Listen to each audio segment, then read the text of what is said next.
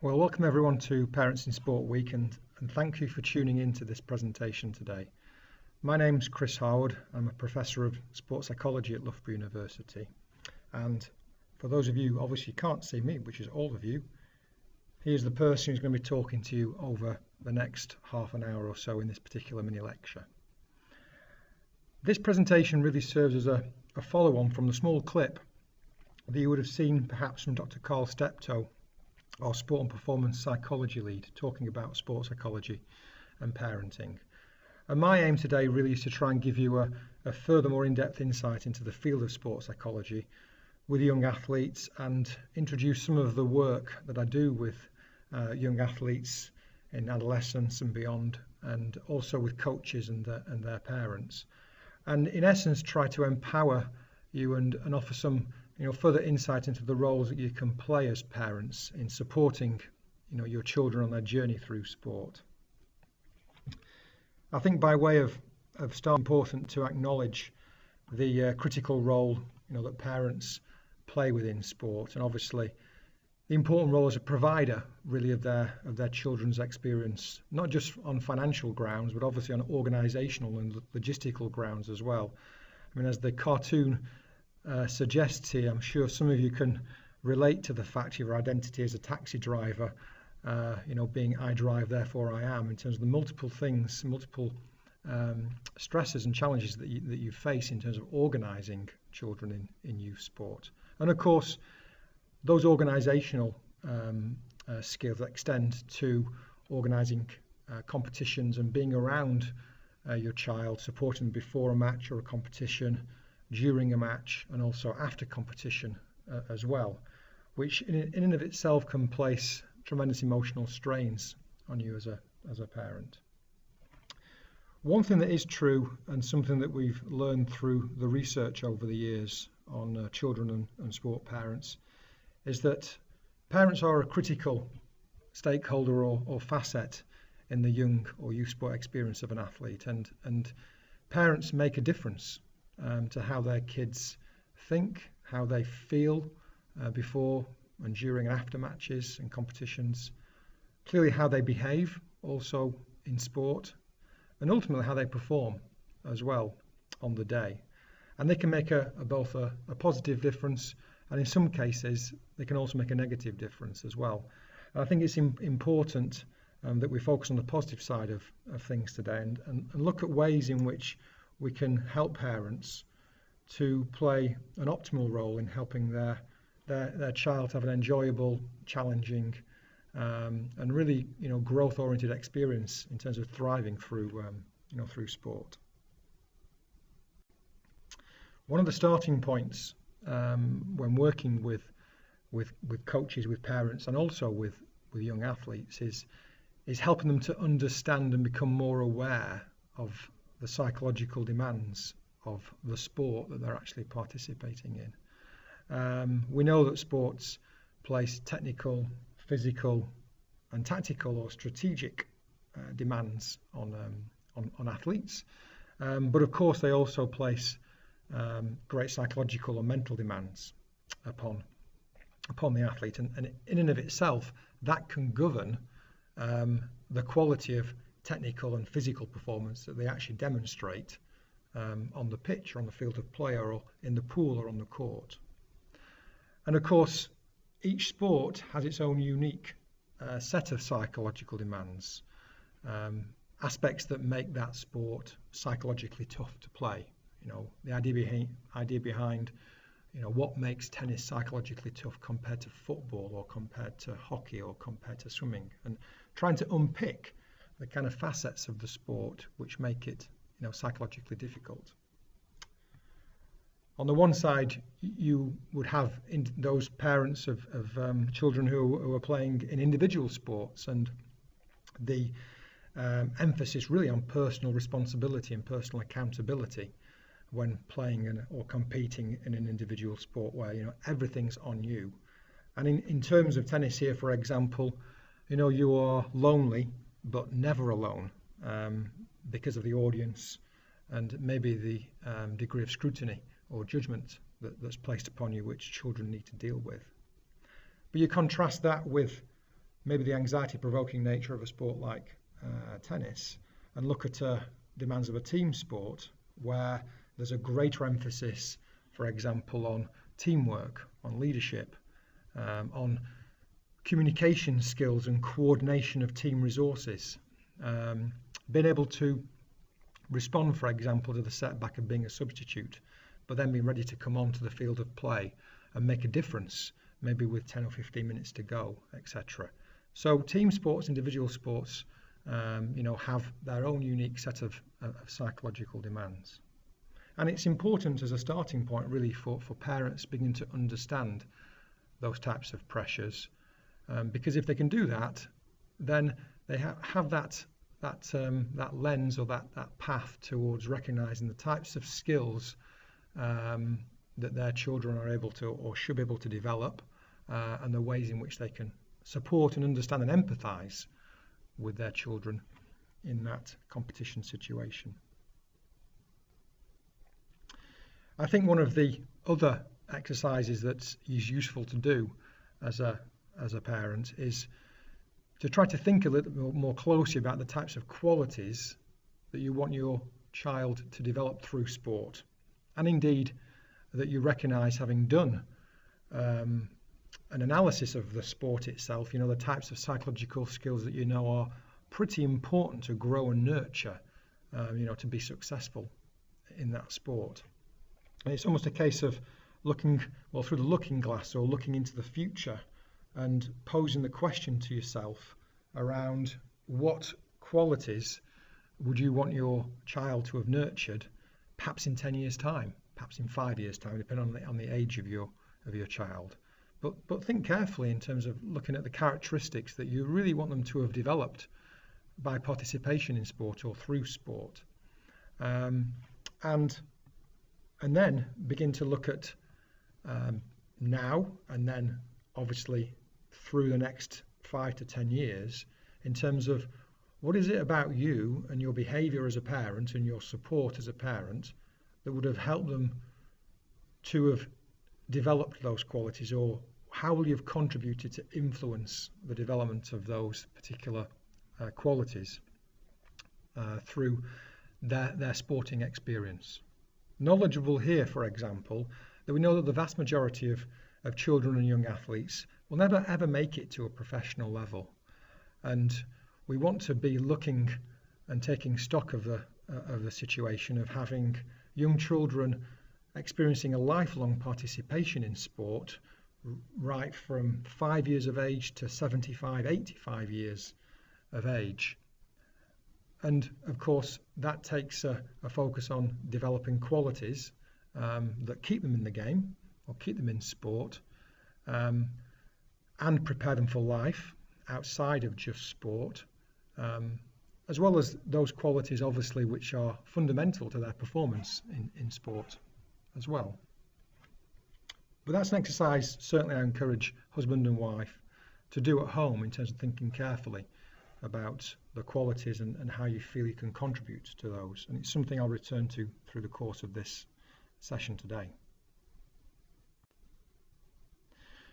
One thing that interests me in my work is that, of course, you will hear terms in the popular literature or on the news or through coaches around the importance of developing aspects like mental toughness, resilience in young people as outcomes or qualities that can stem through sport. And that's all excellent, and we all want our children to be resilient and to have mental strength. But the way that I like to go about my work with parents and with young people is to try and take a step back and begin to look closely at the foundations which might underpin those outcomes. Look at the pillars which underpin the life skills and the psychological performance of young people in competition or in a team, whether it's a team or an individual sport. And therefore the focus is on nurturing what I've called here the foundations of psychological performance and the foundations of life skills through sport itself. And the way that I go about that, and I've gone about that from working initially in professional soccer and also in professional tennis, has been focusing on the 5 Cs.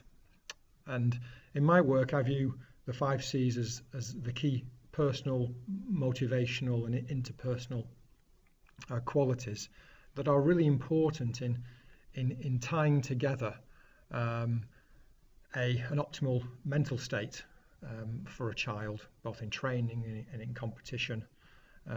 Something that over time helps to develop a real platform for life skills, for psychological health and well-being, and also for obviously performance in the moment as well, and obviously in the heart of heat of competition. And I want to spend some time going through each of those C's now and how you can play a role. You'll notice here as well that we have a website which I'm going to allow you to the first C, commitment. This is probably viewed as the most important C in my view, because it essentially commitment refers to the health of a child's motivation. Motivation and motives are what get you started in the morning. They're why we do what we do. And although we might think that a child is motivated by winning and is highly competitive, and also we might want results and outcomes, positive outcomes for our children.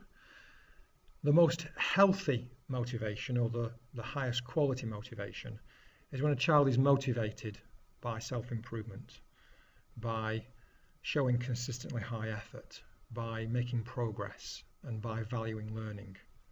If we can help a child to become motivated or to value developing a sense of achievement through the effort they put in, through the improvements that they make relative to themselves, not necessarily to anybody else, the progress that they make and the learning that they gain from a sporting experience, then you see several other positive characteristics arise which really set them off on the right track in terms of skill development and enjoyment through the sporting journey. If a person has the right quality of motivation when they enter into sport, then what you will see is a child who demonstrates really an unconditionally high work ethic. It won't be conditional upon something. They'll be working hard all the time and show a level of steely determination in the way that they approach tasks. And they're the kind of child also who will not be afraid to approach difficult tasks or embrace challenges. They're not the kind of athlete who will be prone to avoiding challenges or not taking on difficulties. And that's an important feature of a highly committed child, that they are willing to take on situations that where they know there's an opportunity to learn about themselves. With that in mind, they also are the kind of young person who will take setbacks as learning opportunities, of course, and indeed they'll view mistakes as part of learning, and get back on the horse, as it were, relatively quickly and recover more quickly. And one of the reasons why that is the case is possibly because of their parents, who actually also help them to view mistakes as part of learning as well. And if you can value that, then they're more likely to value that and be able to move on quickly and take as much as they can from a learning opportunity, even if in the first instance they have setbacks or have failures. And in sum, therefore, what we see from a highly committed young person with this high quality of motivation underpinning their involvement in sport is that they value self-improvements. It's something they look at after competition, beyond just looking at any results, beyond the outcome. They'll always look at self-improvements first, look at the way they behave in terms of their effort levels first, because those are ultimately the processes that are going to make them competitive. If we value competitiveness, and I know that some parents will value winning, etc., that's fine, but we have to be able to look at what maximises that. And of course, what maximises the opportunity to win, to gain results, is improvement, personal performance, and also a focus on high levels of effort. So through their reflective abilities, where they look back at themselves and what they're learning from matches, it obviously enhances their self-awareness, their ability to pinpoint strengths, and also begin to look at areas for development that they can feed back into training situations. And of course that accelerates the learning curve and makes them more effective. So commitment is a fundamental psychological characteristic underpinned by high quality motivation. And I think I would ask you as parents to just reflect upon, how do you create an environment which values these particular features and kind of transmits them in your language to your son or daughter? Do you, for example, value winning over personal improvement? Do you look at the ways in which they might have improved and excelled in particular areas regardless of the outcome itself, and valued high levels of effort and recovery from mistakes? Because if you keep supporting that, then they're going to learn to thrive on that and become much more highly functioning. The second quality, again, which is important for us to work on and signpost to parents, is communication. And when we talk about communication, we're essentially looking at the quality of a child's interpersonal skills, the quality of the way that they relate to other people who they come into contact with, be it their teammates, be it the coach, be it yourself as a parent, be it other parents, be it officials and referees. And I think one of the fundamental features of a child who develops high quality communication skills is the value they have to giving and receiving support. And again, that's something that stems from parents as well, in terms of how much you transmit the value of them supporting other people, for example, supporting their teammates and giving encouragement and being generous with their communication and help to others. But they'll not only give support and communicate with us, but they'll also be good at receiving it. So they're the kind of individual who has this thirst for learning, and therefore they will access social support when it's available to them. They'll be good at that. They won't be shying away. They'll be curious and hopefully individuals who will be looking for the opportunity to gain feedback when it's offered, and indeed look to find it themselves. They'll also be the kind of individual who'll be rewarded and recognised for trying to connect with other people respectfully in social situations that they might find within team sports or indeed within individual sports. And in that respect, they find building relationships much more easier to do because of the way that they approach other individuals and people. And again, they can learn that from parents. They're the kind of individual who will be good at sharing information, as I've noted before, and also seeking information because of their curiosity. And they'll be the kind of individual, hopefully, who will ask for clarity from a coach. They won't be too shy in that respect, but be looking to gain information that's valuable to their role of improving themselves and trying to grow their skills. And finally, what that amounts to in some of the applied work that we do is that they end up being or developing into a superb helper.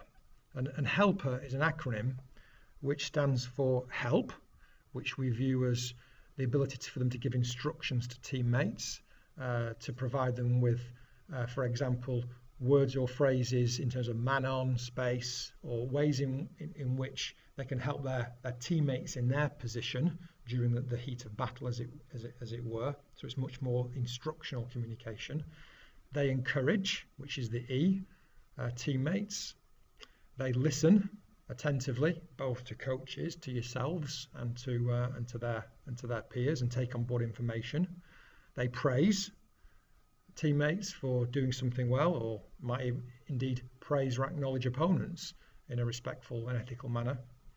And also they acknowledge, which is when a teammate, for example, or a coach, or even yourselves, try to offer them support, they acknowledge it.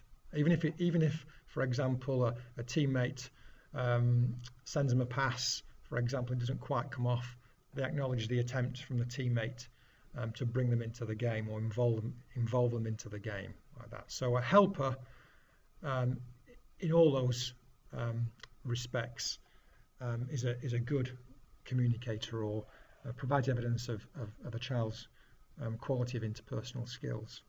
And of course, when we're looking at working within team sports and looking at one's leadership abilities as a young person, some of these facets are fundamental and certainly will help them to thrive in those types of social situations. Moving on to the next C, concentration. This is where we start to really get to kind of the engine room of performance on the day, or performances within training. We're looking now at kind of the ways that children manage themselves in a competitive situation when they're executing their skills. And of course, what we see is that with good concentration or poor concentration, on our next C, which will be control, we see that the benefactors are the technical physical performance of the player or athlete, and if those qualities aren't in place, that's what we see as the victims as well. We see technique and tactics and physical form begin to drop off, the most visible things, if we're not concentrating well or not controlling ourselves. So in terms of concentration, we're really focused on helping a young athlete to focus and control their attention on the right things at the right time. And of course, that begins with an awareness of what to focus attention on. And certainly in terms of working as a sports psychologist with coaches and directly with athletes, we focus a lot on where the head and the eyes should be, both before competition, during, and also after competition in terms of debriefing. And so the head is kind of the quality of thoughts and thinking that should be going on in the build-up to competition, looking at trying to develop positive thoughts as opposed to negative thoughts, and also looking at where the eyes should be at, because the eyes are the starting point of taking information in, which is then processed. So, for example, if I'm playing tennis, which is my sport, and I'm serving out for the match or trying to serve out for the match at 5-4, then it's not good practice of me to start looking over at my teammates on the next court, wondering what the score is and how they're going on, and if they can close out before I do. It's not really very task relevant to me to do that, given my job is to try and focus on my own game here.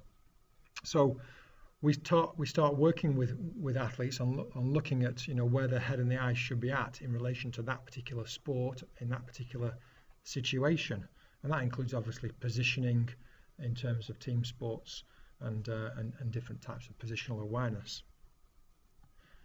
Obviously, when you get to that level of thinking, it's really about helping them to attend to the right cues, the right objects or people that are important for that particular performance task or their role within the team itself.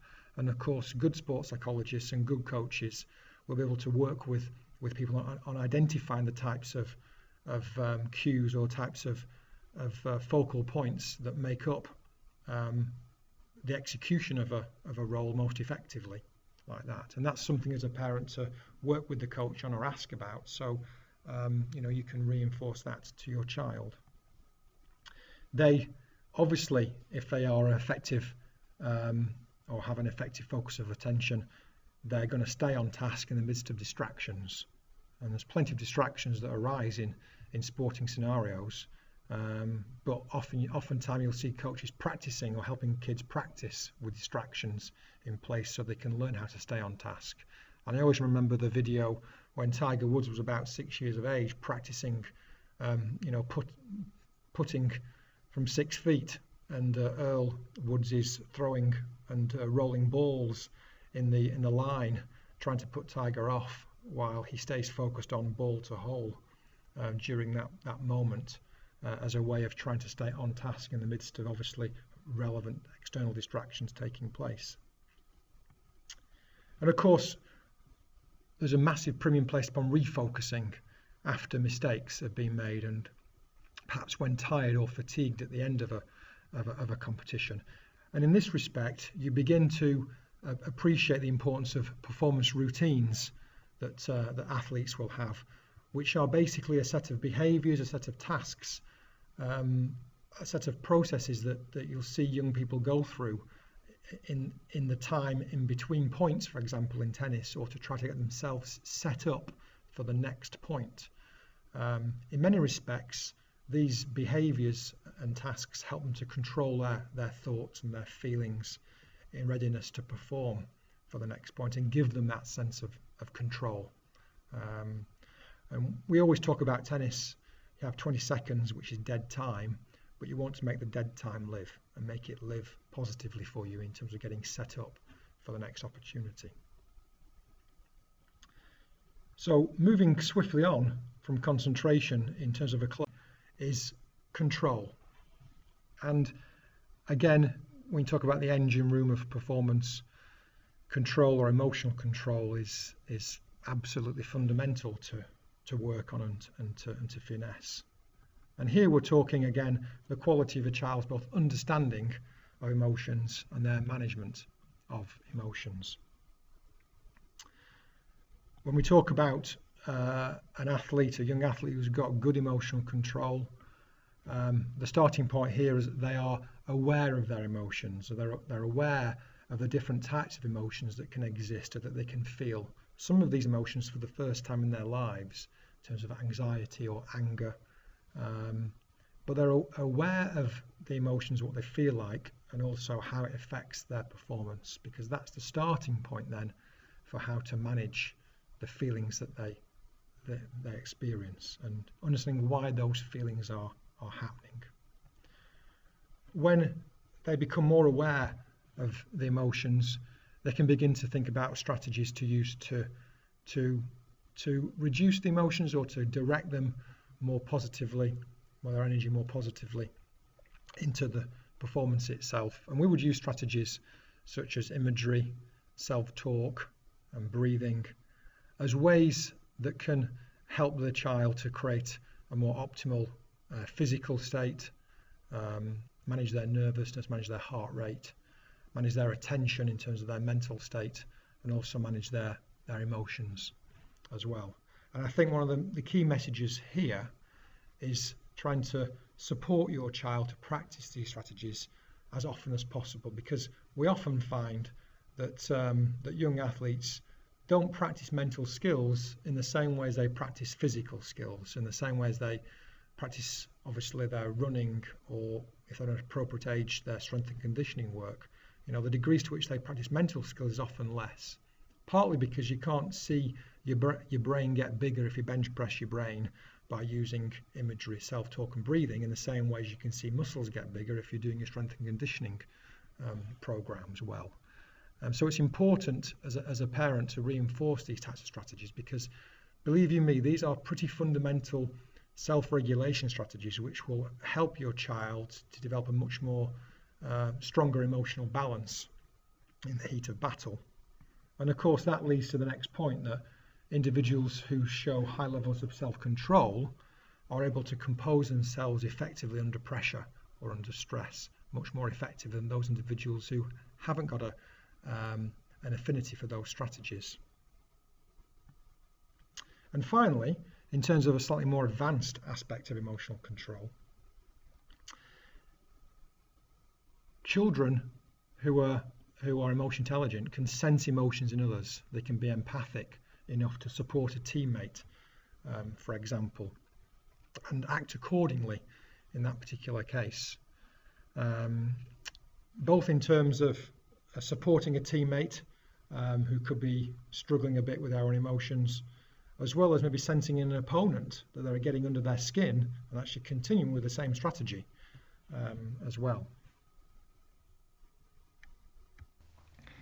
So in sum, emotional control is a really important quality for young athletes to master, and certainly in terms of your role as a parent, you have a great opportunity to consider the way in which you manage your emotions in front of your child, the way you talk to them about their emotions, and maybe try to reinforce again some of these strategies that are listed here that they can begin to practice, so they begin to find the way of mastering their thoughts and their feelings before and obviously particularly during competition. So the final C in our 5 C's framework is confidence, and of course the way that I view this is really that if a player or an athlete has got well-developed characteristics in the other 4 C's, that leads to a much higher state of confidence in a young person.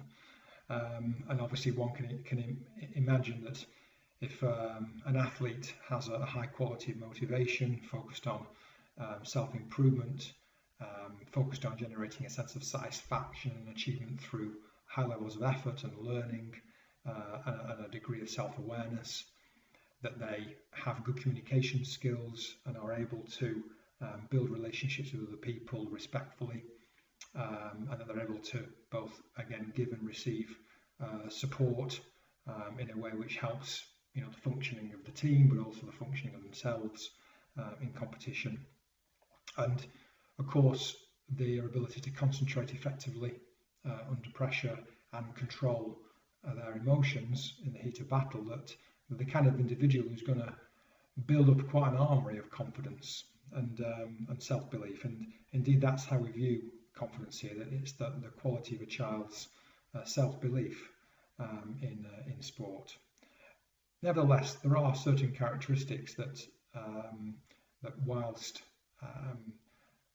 stem from the other 4 C's, we actually do see in a confident athlete, which again are worth kind of reinforcing to a child to help them develop a state of confidence in a more convincing manner during a competition. So first of all, we see confident individuals are able to maintain a positive physical presence and body language in competition, and maintain that physical presence under pressure. That they have a no excuses mentality. They're not likely individuals to go and blame other people, injury, their teammates or coach or etc. or any external factors. They're likely to be individuals who take personal responsibility, which is very similar and aligned with their focus on commitment or the quality of motivation that they have. I think that enables them certainly to be a young person who stays engaged in competition, when the pressure is on. So you don't see an individual hiding from the game. The kind of individual who wants the ball when the team are 2-0 down with 5 minutes to go. They're not going to be the person who goes out hiding and doesn't want to be passed to, doesn't want to be involved in proceedings. A person who's confident is the kind of individual who sets a goal and tries to stick to it, staying engaged, staying involved, staying available for support, or available to be part of the action. And they do this drawing from what I call the well of kind of mini personal accomplishments and self-improvement. So if you think about the way in which people develop self-confidence, it's because they remember the good things that they've done, remember the little achievements, the little goals that they've set which they've achieved, the reminder that they've maintained a high level of effort at all time, they've fought till the end, that they've refocused off their mistakes. All of these things are little accomplishments, little process goals we would call them, that are accomplished over time, which begin to build up and create quite a nice confidence bank, which is fairly robust and isn't easily shaken. And so all of those factors help to maintain an athlete's confidence. And again, in your role as a parent, it's about reminding players about these features, encouraging them around the way they hold themselves in competition at all times, the way that they move on from mistakes and don't blame external factors, making sure they again keep approaching the challenges rather than avoiding them, and staying engaged, throughout whatever the course of a competition brings them. Those are the 5 C's, and I hope that particular journey through the framework has helped you to appreciate how some of those particular characteristics really start to help to represent a young athlete's mental strength, but also their social strengths as well, and their social competencies, which obviously underpin life skills and some of the skills they're going to take into a wide variety of domains in their working lives, bearing in mind that they all won't be working, for example, in the professional sport arena, but they can take a great deal from the experiences and the situations that they're tasked with in terms of working through sport.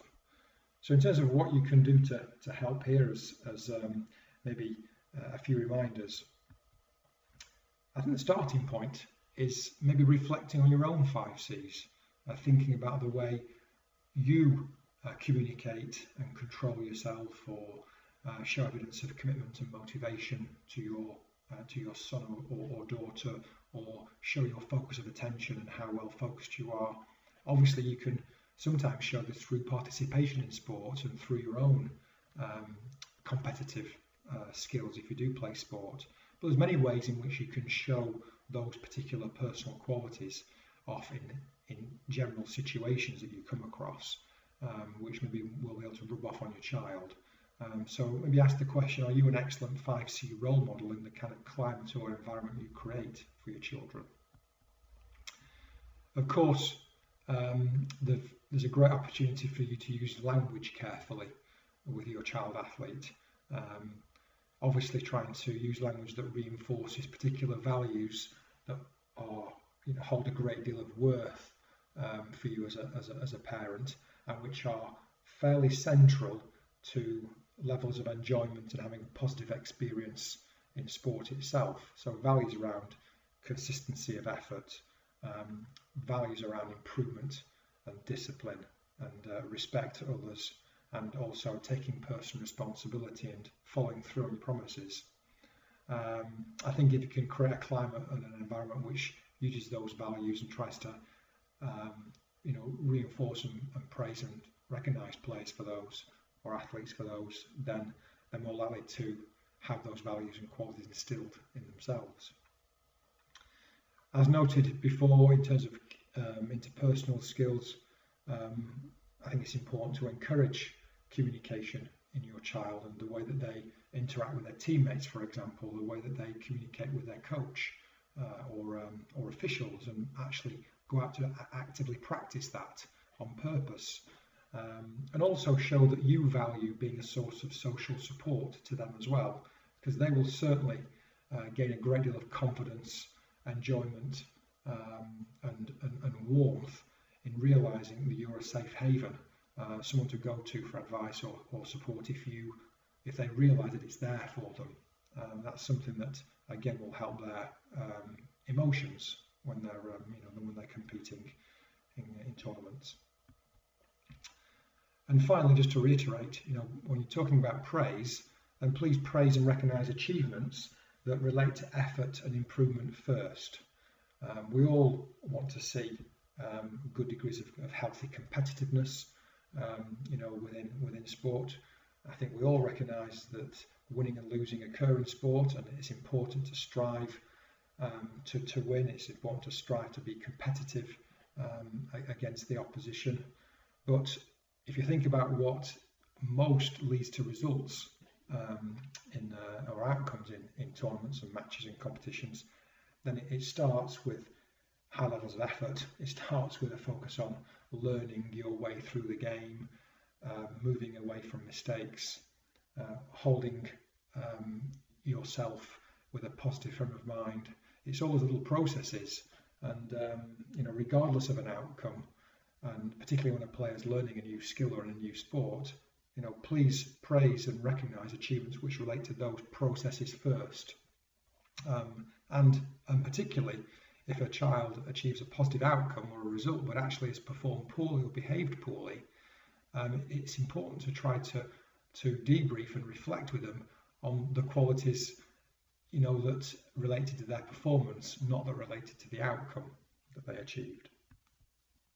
And finally, in all of this, it's important to try and foster healthy relationships with the team around the athlete, particularly the coach in this case. So please try and support your coach with this knowledge that you've hopefully gained today, and begin to collaborate with them as well, so you can form quite a united team together with your child athlete, so they again maximise their experience, their enjoyment, and they're thriving through sport, and develop some of these psychosocial skills, as we refer to them, which helps them to have a healthy time and a positive opportunity to grow through whatever sport experiences that they have.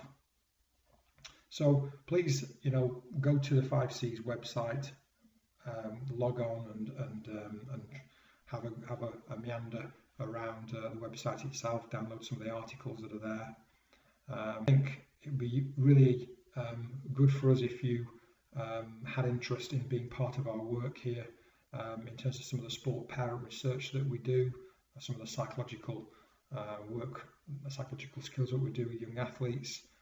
Please get in touch, maybe register your interest on the 5C's website as a parent. Certainly drop a quick email to ncsem at I think it's ncsem/education at elborough.ac.uk. I may have got that website wrong, with a quick header, 5C's parent, and keep in touch. So for listening today, that's my email address if you want to get in touch with me, and have a rest of a great Parents in Sport week.